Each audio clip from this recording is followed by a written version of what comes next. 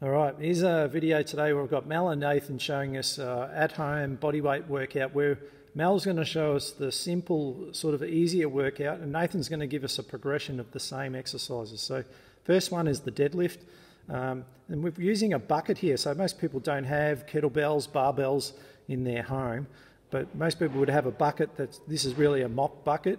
And Mel, we haven't put anything in it, but if we could have filled it up with water, we could have put a heap books in there or rocks, something, bricks even. We could have made it into some sort of weight thing to create a deadlift out of it. So if you could just do the easy version. If it was Nathan, he would have maybe loaded that same bucket up with heaps more, or he could have done a single leg version. So the single leg version of the same exercise is very hard even with your just body weight, because you will really load up the glutes and the legs significantly. All right, so that's the first one. Next one we'll look at is the lunge. So Mel's just going to show us a simple stationary lunge just on the spot. So nothing really difficult to this. You try to aim for about 10 or 12 reps to get the most out of each one. For the simple workout, you could also make the sets like with a rest in between, so you don't get too fatigued. However, if you wanted more of a challenge, you could be like Nathan. You could do something much harder with it. You could turn it into a walking lunge, and you could really go quite quickly on this if you wanted to. The speed of it really makes it hurt a lot more. All right, so most people are quite familiar with that. So it's quite a simple progression. Next one is the squat. So again, Mel's going to show us the simple version. So you're just really aiming for good quality technique on this. Just trying to make sure it's that you get the most out of it. Probably a lot easier than the lunge side. Probably aim for about 15 to 20 reps of this, about the same speed that Mel's using. With Nathan, he wants to make it harder, so he's going to add jumping into it. And it's going to be the landing that really destroys his legs the most, and trust me, if you do 15 of these in a row, you'll know about it. So no matter how good you are, you're always going to feel these. All right, thanks, Nate.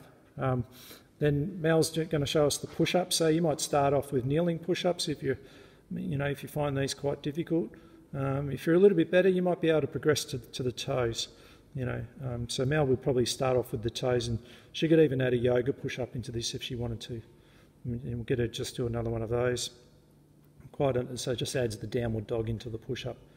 Now again, if you're like Nathan, you're looking for a challenge, he's going to do a couple of variations here. He's going to hold his push-up at the bottom.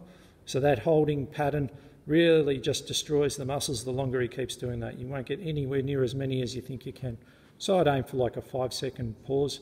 If he wanted a different version of that, he might do a clapping one. So it's the opposite of holding, it's just going way faster.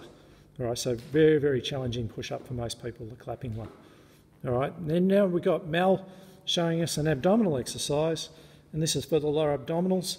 And basically you place a hand under your back to make sure that your lower back doesn't lift off your hand, so you're maintaining your natural lumbar curve.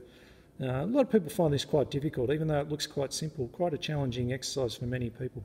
So it's a great one to do right at the end of the workout. That can sort of give you a bit of extra core control. If you're looking for something harder, Nathan's going to show us a version of the plank where we actually get some rotation for the first time. So he's going to come up into a twisting plank. So you've got to watch his hips carefully on this. He shouldn't move his hips when his arm leaves the ground. We'll get him to do another one on each side. Well, that's perfect technique, look at that. And he's basically just coming around into a side plank. All right, now if you're a person that's like us and likes using the cable machines, you may want to get like a rubber band. If you already have one, it's great. You can actually replicate a lot of the movements that we would use with the cable machines, so the pushing and the pulling and wood chop type things. So Mel's showing you here, you just got to find something that you can fasten the band to. You can get these bands from Rebel. There's hundreds of them that come in different sizes. One Mel's using is quite a light one. So this allows you to do the harder version with being these push ones. And you can really replicate a lot of the things you see with cables. So great for pulling exercises, because as you would have noticed in these exercises, there isn't a way to do pulling with your own body weight, because you need to actually move an object. So when you don't have any objects, you sort of lack the resistance, where the push-up you can do it with your own body. All right, so there's Mel showing you 3 versions you could use with a rubber band, and that'll give you a great little all-round workout. So there's some good ideas that you can got either a simple one or you got the hard one that Nathan showed us before. All right, so I hope you enjoy that video, and it gives you some good ideas to keep yourself in shape while you're stuck at home. All right, and hopefully we'll be back soon.